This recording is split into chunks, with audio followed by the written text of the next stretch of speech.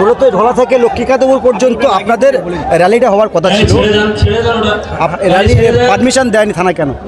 আমি এই বিষয়টা জানি না। আমাকে বক্তব্য রাখতে ডেকেছেন, আইলাম মোহাম্মদের উপর প্রোগ্রাম, আমি এখানে বক্তব্য রাখতে এসেছি। এখানে আমার যেটা মূল বক্তব্য ছিল সেটা মানুষদেরকে জানিয়ে দেওয়া যে ওয়াকআপ যে আইন, এই ওয়াকআপ আইনের মধ্যে দিয়ে যে মামলা হয়েছিল, যেটা 15ই সেপ্টেম্বর মামলার রায় বেরোলো, এই 15 সেপ্টেম্বরের রায়ে সমস্ত রকমভাবে মুসলিম ভাইদের হারিয়ে দিয়েছে। এটা কোনো মুসলিম নেতারা বলেনি যাতে মুসলমানরা আন্দোলনে নেমে না পড়ে, এই কারণে বলেনি। ওই সত্যিটা আমরা বললাম, কারণ নেতারা যে 3টে বিষয়ে স্টে দিয়েছে সেটা সরকারের নিজের কাজে। 90% 4 লাখ ওয়াকফ সম্পত্তি ধ্বংস হয়ে যাবে, নিয়ে নেবে। মাহমুদ মাদানি বলছে 1,50,000 কবরস্থান, 1,20,000 মসজিদ, মানে মসজিদ সেন্ট্রাল দখল করে নেবে, তার আইন হয়ে গেছে। আর এই এরা কোনো আন্দোলন, বিভিন্ন মুসলিম নেতারা মিথ্যা করে বলেছে আমরা জিতে গেছি। এই সত্যিটা বললাম। আজ এদের ওয়াকফের যে উমিদ পোর্টালে সই করার নাম তোলার কথা ছিল, সেটা 6 মাস হতে চলল, ডিসেম্বরের 7 জুলাই মাসে। এখন আরশাদ মাদানি স্যারেন্ডার করেছে, আজকের কলম পত্রিকাতে আছে, এবং মুসলমান পার্সোনাল ল বোর্ডও স্যারেন্ডার করেছে। ওরা এখন বলছে দয়া করে যদি আরও কিছুদিন সময় বাড়িয়ে দেয়। মানিকদা, আপনি বারবার বলেন ওয়াকফ সম্পত্তির কথা এবং এনআরসি সিএ, বারবার আপনি প্রশ্ন কিন্তু তুলেছেন। আমরা বলছি রাজ্য সরকারের পুলিশ বা রাজ্য সরকার অনেক ওয়াকফ সম্পত্তি দখল করে রয়েছে। ভারতবর্ষের 326, ভারতবর্ষ একটা যুক্তরাষ্ট্রের 256 নম্বর ধারা, কেন্দ্রের আইন রাজ্য সরকার মানতে বাধ্য। রাজ্য সরকার বলছে যে আমরা মানি না, এসবের কোনো মূল্য নেই, কারণ কেউ একটা মামলা করবে সেগুলো সব চলে যাবে, এটা কেন্দ্রের আইন। আর রাজ্য সরকার যেগুলো দখল করে রেখেছে সেগুলো তোমরা হাজার হাজার লক্ষ লক্ষ মানুষকে ছিনিয়ে নাও, আদায় করে নাও, এটা রাজ্য সরকারের ব্যাপার। বলছি মানিকদা, এই রাজ্যের বুকে যখন আনিস খান খুন হয়েছে, যখন অভয়া খুন হলো, যখন আবু সিদ্দিকী হালদার খুন হয়েছে, যখন তামান্নাকে তৃণমূলের দুষ্কৃতীরা বোমের আঘাতে মৃত্যুবরণ করতে হলো, সেখানে মুখ্যমন্ত্রী যান না, তিনি বিজেপি নেতা আক্রান্ত হলে সেখানে যান, কি বলবেন? মুখ্যমন্ত্রী একটা কথা যে বুঝবে ঘুরি বেলা হলে, এতে এইগুলোর মধ্য দিয়ে মুসলমান মানুষরা মুখ্যমন্ত্রীর প্রতি যে বিশ্বাস হারাচ্ছে, এর ফল তিনি পাবেন, এটা তার বিষয়, তিনি সেটা মনে করেছেন। তবে এটা ঠিক, মুখ্যমন্ত্রী যখন বলেছিলেন দিল্লি থেকে মামলা করো, আন্দোলন করো, তারপরও 100 জায়গায় আন্দোলন হয়েছে এই বাংলায়। আমি সেখানে 5-6 জায়গায় বক্তব্য রাখতে গেছি, তাহলে পারমিশনটা কে দিল? তা তো রাজ্য সরকার পারমিশন দিল।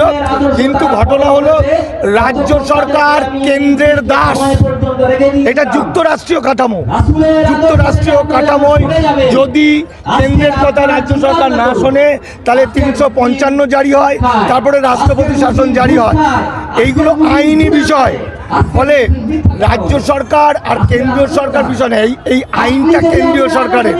এবং শুধু কেন্দ্রীয় সরকার না, যারা 12 বছর ধরে জমি দখল করে আছে, যে সমস্ত বড়লোক মুসলমান নেতারা, এই আইনের মধ্যে তারা সবাই মালিক হয়ে গেছে। এই আইনে 107 নম্বর ধারাকে তুলে দেওয়া হয়েছে। 1995 সালের ওয়াকফ আইনে 107 নম্বর ধারা বাতিল করে দেওয়া হয়েছে। আর 15ই সেপ্টেম্বর যে রায় হলো, তার 209 নম্বর প্যারা তার উপসংহারে বলছে যে সার্কামস্ট্যান্সেস বিচার করে বোঝা যাচ্ছে কোনোটাতেই স্টে দেওয়া যাবে না। কিন্তু মানিকদা, মুখ্যমন্ত্রী বারবার বলে আমি মুসলিম দরদি, আমি মুসলিমদের তোষণ করি, এটা কি তোষণের রাজনীতি বলবেন? বিজেপি নেতা আক্রান্ত হলে সেখানে যাবে, কিন্তু আনিস খানের মতো একটা মুসলিম পরিবারের একে মেরে দেওয়া হলো। আবু সিদ্দিকী, আপনি সে জায়গায় দাঁড়িয়ে ঢোলা থানা আবু সিদ্দিকীকে, তার বাড়িতে মুখ্যমন্ত্রী এলেন না, কিন্তু বিজেপি নেতা তার বাড়িতে মুখ্যমন্ত্রী যাচ্ছেন। সেটা আমি মুখ্যমন্ত্রীকে আপনারা সবাই মিলে ঘেরাও করে ধরুন, প্রশ্ন করুন, কিন্তু মুখ্যমন্ত্রী উত্তর দেবে। আমাকে প্রশ্ন করলে বলবে আমি, তাহলে কি পরিষ্কার বিজেপির সঙ্গে তৃণমূলের সেটিং? বিজেপির সঙ্গে তৃণমূলের সেটিং এটা হচ্ছে আইনি বিষয়। এটা সেটিং সেটিং সেটিং সেটিং এটা যুক্তরাষ্ট্রীয় কাঠামো। রাজ্য বলে কিছু নয়, এটা যুক্তরাষ্ট্রীয় কাঠামো। কেন্দ্রের আইন রাজ্য সরকার ইমপ্লিমেন্ট করবে, তা নাহলে হবে না। এখান থেকে মুসলিম সমাজের জন্য কি বার্তা দিতে চাইছে এই মুসলিম সমাজের জন্য বার্তা দিচ্ছি, মুসলমান নেতারা আপনাদের সঙ্গে বেইমানি করেছে এসআইআর নিয়ে। এসআইআরে আজকের তারিখ পর্যন্ত দক্ষিণ 24 পরগনা মানে আপনাদের এলাকায় 45% মানুষের নাম নেই। 45% মানে 100টায় 45 জন। কেউ কেউ বলছে যে কোনো প্রবলেম নেই, মুসলমানদের কোনো ভয় নেই। এগুলো মিথ্যা কথা, যাতে কেউ আন্দোলন না করে। আর ওয়াকআপ আন্দোলন, ওয়াকআপ রক্ষা করবে ইসলামের বা সৈনিকরা। আপনারা হচ্ছেন জনগণ, হচ্ছে ইসলামের সৈনিক। জনগণ রক্ষা করবে, কোনো নেতা বাঁচাবে না, কোনো পার্টি পলিটিক্স বাঁচাবে না। এই ছেলেমেয়েরাই ওয়াকআপকে বাঁচাবে।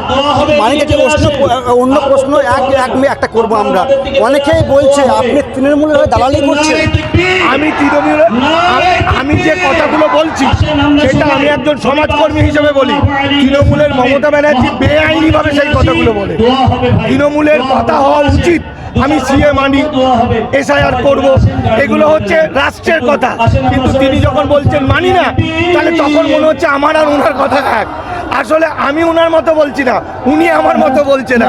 উনি রাষ্ট্রের আইন না মেনে মানবতার কারণে বা যে কোনো কারণে বা ভোটের কারণে যে কোনো কারণে উনি মানুষের পাশে কথা বলেন। লোকে মনে করছে যে আমি তৃণমূলের দালালি করি।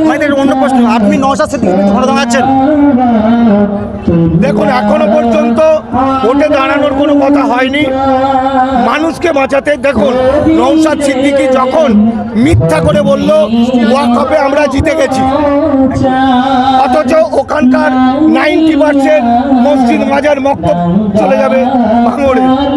নওশাদ সিদ্দিকী বলল এসআইআরে কোনো ভয় নেই, অথচ বলছে প্রায় 45% মানুষ বেনাগরিক হতে চলেছে।